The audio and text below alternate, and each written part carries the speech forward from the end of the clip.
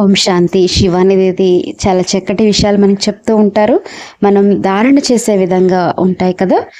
ఇక్కడ మనం కంటికి కనిపించకపోయినా మన భౌతిక వాస్తవికత మొత్తాన్ని ప్రభావితం చేసే ఒక శక్తి గురించి మాట్లాడుకోబోతున్నాం. మన ఆలోచనలు కేవలం మన మెదడుకే పరిమితం కావు. అవి చాలా శక్తివంతమైన మరియు నిజమైన శక్తి. ఏంటి అంటే కనుక, నిజమైన శక్తి అంటే ఏంటి? సోలోమన్ దీవుల్లోని గిరిజన తెగలు చెట్లను నరకడానికి గొడ్డలని అసలు ఉపయోగించరని మీకు తెలుసా? మరి వాళ్ళు ఏం చేస్తారు? వాళ్ళు కేవలం ఆ చెట్టు చుట్టూ చేరి ప్రతిరోజు గంటల తరబడి తమ ప్రతికూల శక్తి మరియు కఠినమైన మాటలతో ఆ చెట్టును శపిస్తూ ఉంటారు. అన్నిటికంటే ఆశ్చర్యకరమైన విషయం ఏమిటంటే, కేవలం కొన్ని వారాల్లోనే ఆ చెట్టు నిజంగానే ఎండిపోయి దానంతట అదే చనిపోతుంది. చూడండి, ఆ చెట్టు దానంతట అదే చనిపోతుందని మూల సమాచారం చెప్తుంది. ఇదే ఆ శక్తి యొక్క పవర్. కంటికి కనిపించని ప్రతికూల శక్తి ద్వారా కూడా ఒక ప్రాణమున్న జీవి యొక్క ప్రాణాన్ని తీయవచ్చని ఈ విషయం స్పష్టం చేస్తుంది. ఇప్పుడు ఇక్కడ ఒక లోతైన ప్రశ్న తలెత్తుతుంది. మన మాటలు మరియు ఆలోచనల్లో ఒక పెద్ద చెట్టుని సైతం అంతం చేయగల శక్తి ఉన్నప్పుడు, మనం ప్రతిరోజు చేసే నెగిటివ్ ఆలోచనలు ఒక మనిషిగా మనపై మరియు మన సొంత శరీరంపై ఎలాంటి ప్రభావాన్ని చూపిస్తూ ఉంటాయి? మన మాటలు మరియు మా ఆలోచనల్లో ఒక పెద్ద చెట్టుని సైతం అంతం చేయగల శక్తి ఉన్నప్పుడు, మనం ప్రతిరోజు చేసే నెగిటివ్ ఆలోచనలు ఒక మనిషిపై మరియు మన సొంత శరీరంపై ఎలాంటి ప్రభావాన్ని చూపిస్తూ ఉంటాయి? ఈరోజు మన ఎక్స్ప్లెయినర్ యొక్క రోడ్ మ్యాప్ను ఒకసారి చూద్దాం. 1. ఆలోచనల యొక్క అదృశ్య శక్తి. 2. ఆలోచనల యొక్క 4 ముఖ్యమైన ప్రభావాలు. 3. ఆహారానికి మరియు వైబ్రేషన్స్కి ఉన్న సంబంధం. 4. జీవితం అనే చెరువులోని నీరు.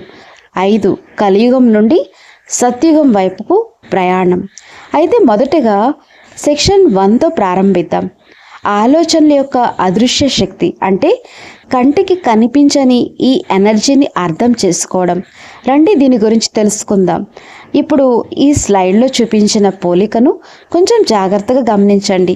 ఒక సాధారణ శారీరక గాయానికి మరియు ఆత్మకు జరిగే గాయానికి మధ్య తేడా ఏమిటి? ఒకవేళ మనకు ఏదైనా శారీరక గాయం జరిగితే, ఉదాహరణకి పళ్ళ కింద పడి నలిగిపోవడం లాంటివి జరిగితే, ఆ నష్టం అంటే దేని గురించి? ఆ నష్టం సమయం గడిచే కొద్దీ మెల్లగా నయమైపోతుంది. కానీ మనం ఎవరినైనా మన కఠినమైన మాటలతో లేక నెగిటివ్ ఆలోచనలతో గాయపరిచినప్పుడు, అది నేరుగా వారి ఆత్మకు మరియు ఎనర్జీని దెబ్బతీసేస్తుంది. ఇది వారి ఆత్మను లోతుగా గాయపరుస్తుంది, ఆత్మను ఎండిపోయేలాగా చేస్తుంది. దీనిని తిరిగి పూర్వస్థితికి తీసుకురావడం నిజంగా చాలా కష్టమైనటువంటి పని. ఈ విషయానికి సంబంధించి మూల సమాచారంలో ఇవ్వబడిన ఒక మామిడి చెట్టు యొక్క ఆసక్తికరమైన కథను చూద్దాం. ఒక చోట పనిచేసే కొంతమంది వ్యక్తులు అక్కడ ఉన్న ఒక మామిడి చెట్టు గురించి పదే పదే కంప్లైంట్స్ చేయడం ప్రారంభించారు. ఎందుకంటే ఆ చెట్టుకు చాలా ఎక్కువ కాయలు కాసేవి. దానివల్ల ఆ వ్యక్తులకు పని ఎక్కువైపోయేది. దీనివల్ల ఎలాంటి ఫలితం వచ్చిందో తెలుసా? మరుసటి సంవత్సరమే ఆ చెట్టు కాయలు కాయడం పూర్తిగా ఆపేసింది. ఆలోచించండి, ఆ నష్టాన్ని సరిదిద్ది చెట్టుని మళ్ళీ పాజిటివ్గా మార్చడానికి పూర్తి 3 సంవత్సరాల పాటు నిరంతరంగా మెడిటేషన్ మరియు ప్రత్యేక శ్రద్ధ అవసరమైంది. అంటే మనం క్యాజువల్గా చేసే చిన్న చిన్న నెగిటివిటీ వల్ల కూడా ఎంతటి తీవ్రమైన పరిణామాలు ఉంటాయో చెప్పడానికి ఇది ఒక నిదర్శనం. ఇప్పుడు సెక్షన్ 2కి వెళ్దాం. ఆలోచనల యొక్క 4 ముఖ్యమైన ప్రభావాలు. ఈ ఎనర్జీ ఒక రిఫుల్ ఎఫెక్ట్ అంటే నీటిలో అలలు వ్యాపించినట్లు ఎలా విస్తరిస్తుందో అర్థం చేసుకుందాం. ఇది స్టెప్ బై స్టెప్ ఎలా పనిచేస్తుందో చూద్దాం. మొదటి స్టెప్, ఒక ఆలోచన మన సొంత మెదడు మరియు మన భావాలపై నేరుగా ప్రభావం చూపుతుంది. ఆ తర్వాత స్టెప్ 2లో ఇది మన శరీరంలోని ప్రతి కణాన్ని వైబ్రేట్ అయ్యేలాగా చేస్తుంది. దీనివల్ల మన ఆరోగ్యం ప్రభావితం అవుతుంది.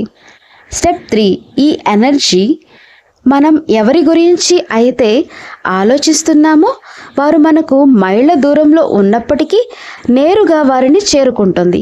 ఇది మన సంబంధ బాంధవ్యాలని మార్చేస్తుంది. ఇక చివరి స్టెప్ 4లో ఈ శక్తి మన చుట్టుపక్కల ఉన్న పూర్తి పర్యావరణంలో మరియు వాతావరణంలో వ్యాపిస్తుంది. కేవలం ఒక ఆలోచన, కానీ ఎంతటి పెద్ద ప్రభావం. కాబట్టి ఇప్పుడు సెక్షన్ 3 వైపు వెళ్దాం. ఆహారానికి మరియు వైబ్రేషన్స్కి ఉన్నటువంటి సంబంధం. ఈ ఎనర్జీ మన ఆహారంలోకి ఎలా ప్రవేశిస్తుందో చూద్దాం. ఒక ఓరా గురించి చెప్పబడిన విషయం నిజంగానే ఆశ్చర్యం కలిగిస్తుంది. ఈ టేబుల్ని గమనించండి. ఒకవైపు ఏదైనా గురుద్వారాన్ని చూడండి. అక్కడ భోజనం పూర్తి ప్రశాంతతో భజన కీర్తనల వాతావరణంలో తయారవుతుంది. మరోవైపు ఒత్తిడితో కూడిన ఒక సాధారణ పని ప్రదేశాన్ని చూడండి. అక్కడ ఉన్నటువంటి వారు చిరాకుగా ఉంటారు. రెండిటికి తేడా స్పష్టంగా తెలుస్తుంది. మనం ఏ ఎనర్జీ లేక వైబ్రేషన్స్తో అయితే ఆహారాన్ని వండుతామో ఆ ఎనర్జీ ఆ ఆహారంలోకి కూడా వస్తుందని మూల సమాచారం చెప్తుంది. ఆ తర్వాత ఆ పవిత్రమైన ఆహారాన్ని తినడం వల్ల ప్రజల్లో ఒక్కసారిగా ప్రశాంతత మరియు గౌరవ భావం కలగడం ప్రారంభమవుతుంది. కాబట్టి అసలైన రహస్య పదార్థం ఏమిటి? అది వంట చేసేవారి యొక్క సొంత ఆలోచనల తరంగాలు. ఆహారాన్ని పూర్తి పవిత్రమైన ఆలోచనలతో వండినప్పుడు అది ఆ ప్రదేశ వాతావరణం మొత్తాన్ని ఒక పవిత్రమైన దేవాలయంలాగా మార్చేస్తుంది. ఇది కేవలం రుచిని మాత్రమే మార్చదు. ఆ ఆహారాన్ని తిన్న తర్వాత మనం లోపల ఎలా అనుభూతి చెందుతాము, మన భావాలు ఎలా ఉంటాయి అనే దాన్ని కూడా పూర్తిగా మార్చివేస్తుంది. ఇప్పుడు సెక్షన్ 4కి వెళ్దాం. జీవితం అనే చెరువులోని నీరు. ఈ సమిష్టి శక్తి కలెక్టివ్ ఎనర్జీ యొక్క విధానాన్ని అర్థం చేసుకుందాం. మూల సమాచారం మనకు ఒక అద్భుతమైన భావనను అందిస్తుంది. దీనిని చెరువు ఉపమానం అని పిలుస్తారు. 5 వ్యక్తులు ఉన్న ఒక కుటుంబాన్ని ఊహించుకోండి. ప్రతిరోజు ప్రతి ఒక వ్యక్తి తమ ఆలోచనలు మరియు భావోద్వేగాలనే ఒక గ్లాసు నీటిని ఈ ఉమ్మడి చెరువులో పోస్తారు. అది కోపం అనేటువంటి నీరైనా కావచ్చు, లేక ప్రశాంతత అనేటువంటి నీరైనా కావచ్చు. మరియు అన్నిటికంటే ముఖ్యమైన విషయం ఏమిటంటే ఆ తర్వాత వారందరూ కూడా తిరిగి అదే చెరువు నుండి నీటిని తాగుతారు. అంటే ఆ ఉమ్మడి వాతావరణానికి మనం ఏ శక్తినైతే ఇస్తున్నామో సరిగ్గా అదే శక్తిని మనం తిరిగి పొందుతున్నాము. ఇప్పుడు ఈ చార్ట్ని చూద్దాం. ఒకవేళ కుటుంబంలో కోపం మరియు ఒత్తిడి సాధారణంగా ఉంటే ఆ చెరువు మొత్తం కలుషితమైపోతుంది. ఒకవేళ కుటుంబంలో ఇలా ఉంటే కనుక, కానీ ఆసక్తికరమైన విషయం ఏంటి అంటే ఒకవేళ ఆ కుటుంబంలో కేవలం ఒక వ్యక్తి మాత్రమే ఆ నీటిలో కోపాన్ని వేయడం ఆపివేసి ప్రశాంతత అనేటువంటి పాలను కలపడం ప్రారంభిస్తే అది వెంటనే మిగతా వారందరి కోసం ఆ ప్రతికూలతను తగ్గించడం ప్రారంభిస్తుంది. ఎందుకంటే ఆ ప్రశాంతత అనేటువంటి పాలు నిజానికి ఆ కోపాన్ని పలచబరుస్తాయి, డైల్యూట్ చేస్తాయి. ఇప్పుడు మిగతా వారు కూడా అదే చెరువు నుండి నీటిని తాగినప్పుడు, అంటే కొంచెం ప్రశాంతంగా మారిన ఆ వాతావరణంలో నివసించినప్పుడు వారి లోపలి ఒత్తిడి సహజంగానే కనీసం 10% వరకు తగ్గిపోతుంది.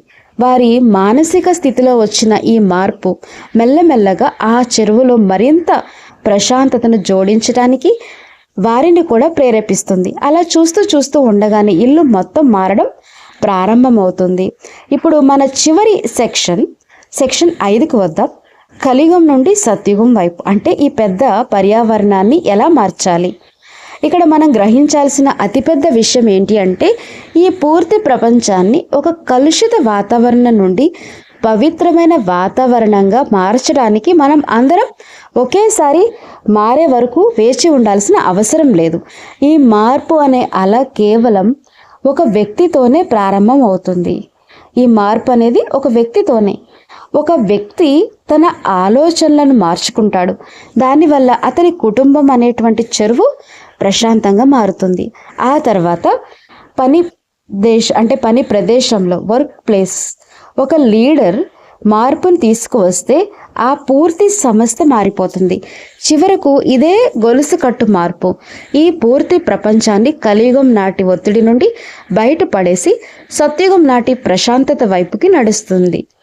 ఆ చెరువులో ప్రశాంతత అనేటువంటి పాలను కలపడం ప్రారంభించే కొద్ది మంది వ్యక్తులు మాత్రమే మనకు కావాలి. ఎందుకంటే ఇదే మన ఆలోచనల యొక్క అసలైనటువంటి ఎనర్జీ. మన పవిత్రమైన మరియు సానుకూల ఆలోచనలు అనేవి ప్రాథమిక పునాది రాళ్ళు. సరైన ఆలోచనల విధానం మన మనసులో ఆనందాన్ని తీసుకొస్తుంది. మన శరీరానికి అద్భుతమైన ఆరోగ్యాన్ని ఇస్తుంది. మన సంబంధ బాంధవ్యాల్లో సామరస్యాన్ని తీసుకొస్తుంది. మరియు చివరగా మన చుట్టుపక్కల వాతావరణంలో ఒక స్వర్గాన్ని నిర్మిస్తుంది. అయితే మన ఈ ఎక్స్ప్లెయినర్ ముగింపుకు వచ్చేసరికి మన ముందు ఒక లోతైన ప్రశ్న వదిలేళ్తుంది. ఈరోజు మన జీవితం అనేటువంటి ఈ చెరువులో ఎలాంటి నీటిని పొయ్యబోతున్నాం? మనం ఇందులో మరింత కాలుష్యాన్ని కలుపుతున్నామా, లేక ప్రశాంతత అనే పాలని జోడించే మొదటి వ్యక్తిగా నిలుస్తామా? ఇది మనం ప్రతిరోజు చేసే ప్రతి సంభాషణలోనూ మనతో ఉంచుకోవలసిన ఒక ప్రశ్న. ఈ ఎక్స్ప్లెయినర్లో మాతో చేరినందుకు చాలా ధన్యవాదాలు.